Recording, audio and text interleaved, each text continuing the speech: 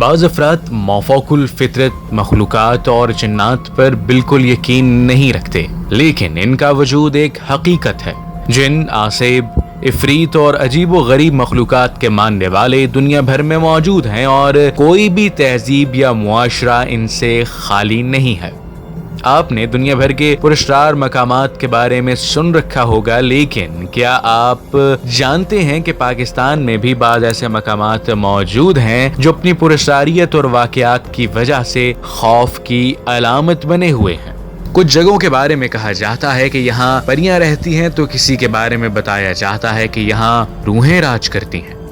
कुछ ऐसी ही जगह हैं जहाँ कई अफराद ने कुछ गैर मामूली साए या सरगर्मियों को देखने का दावा किया है। यूं तो पाकिस्तान में हजारों ऐसे मकामात होंगे जिन्हें आसेब ज़दा कहा जाता है, जिनके मुताल्लिक खौफनाक कहानियां मशहूर हैं और लोग रात के वक्त उन मकामात पर जाने से डरते हैं। लेकिन इन सब में से 12 मशहूर तरीन पुरस्कार मकामात ऐसे हैं जिनके गिर्द किसी न किसी हवाले से दिल दहला देने वाली कहानियां, अनजाने खौफ, पैदर पै पेश आने वाले पुरस्कार हादसात और अनोखे हालात व वाक़यात की चादर तनी हुई है। आइए आज की इस वीडियो में हम आपको उन मकामात के मुताल्लिक आगाह करेंगे। इसके साथ साथ अब हमारे YouTube चैनल इसरार जहां को सब्सक्राइब करते चलें ताकि आने वाली मजीद दिलचस्प और मालूमात से भरपूर वीडियोस आप तक पहुंचती रहें। कोह चल्तन। कोह चल्तन कोयटा यानी बलोचिस्तान के करीब वाक़े उस पहाड़ी सिलसिले चिल्तन में वाक़े सबसे बुलंद चोटी है। इसकी ऊंचाई 3194 मीटर है और ज़रगून और कोहे तख्त के बाद कोयटा की तीसरी बड़ी चोटी और बलोचिस्तान की 5वीं बड़ी चोटी में शुमार होती है।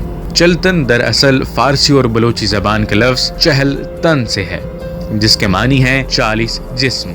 कोयटा के करीब वाक़े इस पहाड़ी के बारे में मशहूर है कि एक पुरस्कार जगह है। यहाँ उन 40 बच्चों की रूहें भटकती हैं जिनके वालिदैन ने उन्हें यहाँ तन्हा मरने के लिए छोड़ दिया था।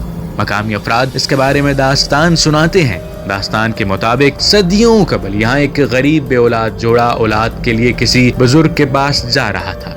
बुजुर्ग की दुआ कबूल हुई और उनके यहाँ 1 या 2 नहीं बल्कि 40 बच्चों की विलादत हुई।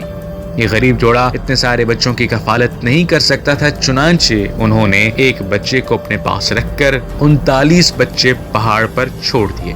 कुछ अर्से बाद और ये सोचकर पहाड़ पर गई कि शायद उन बच्चों की मौत वाक़ई हो चुकी होगी, लेकिन वो सब वहाँ जिंदा थे। बीवी खुशी से शोहर को ये बताने के लिए वापस आ गई और एक बच्चा जो उनके पास था वो भी पहाड़ पर छोड़ गई। कुछ देर बाद जब दोनों मियां बीवी पहाड़ पर पहुंचे तो सारे बच्चे गायब हो चुके थे। ये दास्तान सच्ची हो या झूठी, लेकिन मकामी अफराद का कहना है कि आज भी उन्हीं 40 बच्चों की रूहों के चीखने, चिल्लाने और रोने की आवाजें अक्सर व बेशतर सुनाई देती हैं। चौखंडी का कब्रिस्तान। चौखंडी कब्रिस्तान कराची से 29 किलोमीटर मशरक में वाक़े कराची की नेशनल हाईवे पर वाक़े है। चौखंडी दीदा ज़ेब और मुनफरिद तर्ज तामीर के हामिल कब्रों के बायस पूरी दुनिया में मशहूर है। 2.5 किलोमीटर से ज्यादा रकबे पर फैले इस कब्रिस्तान में मुअर्रिखीन के मुताबिक बाज़ कब्रें 16वीं सदी ईस्वी के बाज़ कबाइल के सरदारों का मदफन है। 600 साल कदीम मतरूका इस कब्रिस्तान के बारे में मशहूर है कि यहाँ आसेब का साया है और रूहें अक्सर यहाँ भटकती रहती हैं। इसलिए कोई भी शख्स शाम के बाद इस कब्रिस्तान में जाने की जरूरत नहीं करता। करीब की आबादियों में रहाइश पजीर अफराद का कहना है कि शाम होते ही यहाँ पुरस्कारियत का राज हो जाता है और यहाँ से गैर मानूस आवाज़ों और हौले नजर आते हैं। जैसे ही सूरज गुरूब होता है तो यहाँ मौजूद बाज़ कब्रें जलने लगती हैं और बहुत ज़्यादा गर्म हो जाती हैं। कुछ लोगों का कहना है कि उन्हें अक्सर रात के वक्त कब्रिस्तान से लोगों के चीखने चिल्लाने की आवाज़ें आती हैं। इसके अलावा कहा जाता है कि इस कब्रिस्तान में कई पुरस्कार वाक़यात रूनुमा हो चुके हैं। इस कब्रिस्तान में रात के वक्त में किसी को भी जाने की इजाज़त नहीं है, क्योंकि यहाँ रात के वक्त में जाना खतरे से खाली नहीं है। मकली का कब्रिस्तान। सूबा सिंध के शहर ठट्ठा के करीब वाक़े ये कब्रिस्तान अपने अंदर कई दास्तानें छुपाए हुए है। ये दुनिया का सबसे बड़ा कब्रिस्तान है जो तकरीबन 8 किलोमीटर तक फैला हुआ है। यहाँ बाज़ कब्रें मंजिलों में बनाई गई हैं। 13वीं सदी के इस कब्रिस्तान में 1 लाख से ज़ायद कब्रें हैं, लेकिन अब यहाँ किसी को दफन नहीं किया जाता। اس کو دیکھنے کے لیے ہر سال ہزاروں لوگ اس قبرستان میں آتے ہیں۔ اس قبرستان میں جنات اور پریوں سے متعلق کئی پراسرار باتیں منسوب ہیں۔ شیخو پورہ کا قلعہ لاہور کے قریب شیخو پورہ کے جنوب میں واقع قلعہ شیخو پورہ مغل شہنشاہ جہانگیر کے دور میں تعمیر ہوا۔ بعد میں سکھ حکمران اور برطانوی دور حکومت میں بھی یہاں رہائش رہی۔ ایک وقت تھا کہ اس قلعے میں ملکہ اور شہزادی رہا کرتی تھی، لیکن اب قلعہ ٹوٹ پھوٹ کا شکار ہے اور نہایت ابتر حالت میں ہے۔ لیکن کوئی اس کی تعمیر نو کرنے کو تیار نہیں اور اسے درست کروانے کی ہمت بھی نہیں رکھتا، کیونکہ لوگوں کا خیال ہے کہ قلعے میں اب بھی ملکہ اور شہزادیوں کی روحیں آتی رہتی ہیں۔ مقامی افراد کے مطابق کئی صدیاں قبل اس قلعے میں رہنے والی ملکہ کی روح اب بھی یہیں رہتی ہے اور وہ غیر متعلقہ افراد کی موجودگی سے سخت پریشان ہوتی ہے۔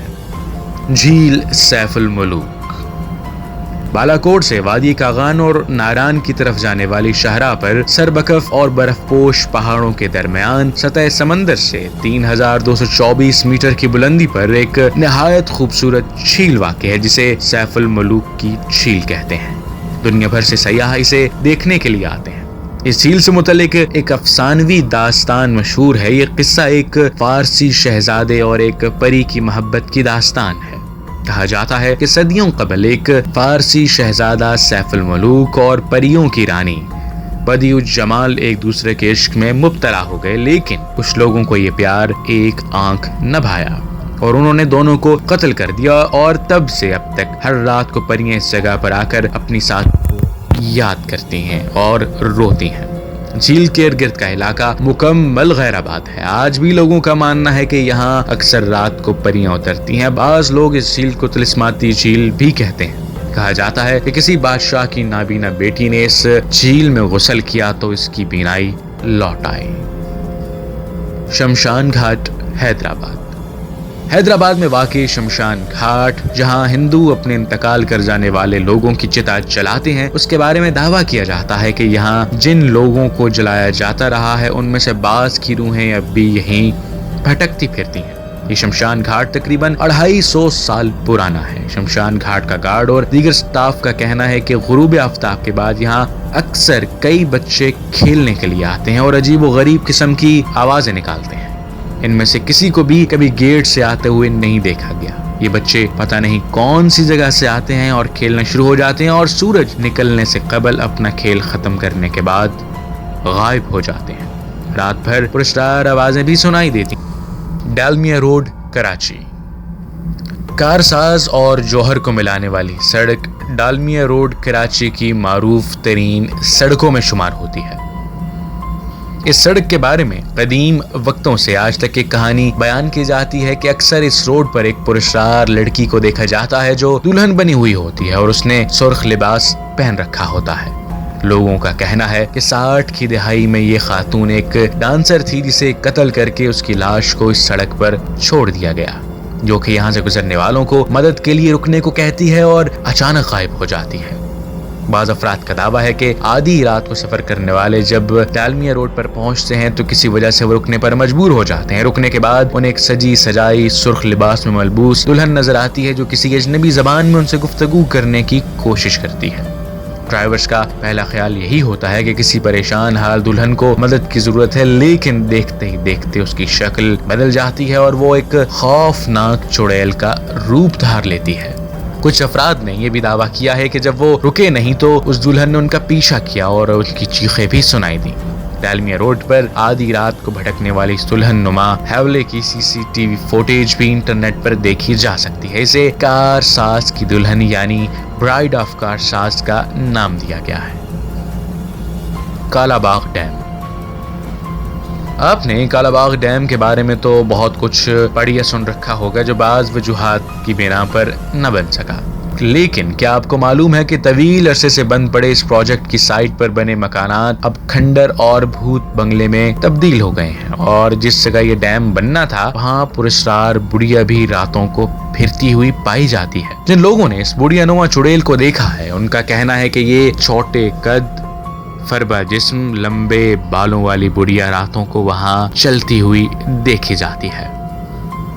کوہ سلیمان کوہ سلیمان جنوب مشرقی افغانستان، جنوبی وزیرستان، صوبہ بلوچستان کے شمالی علاقوں اور صوبہ پنجاب کے جنوب مغربی علاقوں پر مشتمل ہندو کش پہاڑی سلسلے کا بلند ترین چوٹی ہے۔ اس پہاڑ کے بارے میں کئی قصے اور کہانیاں مشہور ہیں۔ جتنے قصے اور کہانیاں ہیں اتنا ہی یہ پہاڑ بھی پراسرار ہے۔ مقامی لوگ اسے برقع پوش پہاڑ بھی کہتے ہیں۔ برقع پوش اس لیے کیونکہ بعض اوقات یہ انتہائی قریب سے بھی نہیں دکھائی دیتا، البتہ بارش ہو جائے تو میلوں دور سے نظر آتا ہے۔